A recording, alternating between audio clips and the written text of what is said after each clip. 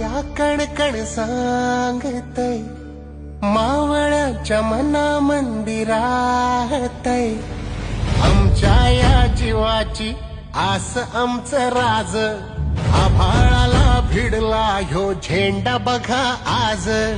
आम्हावरी कृपा करी राजांचा ध्यास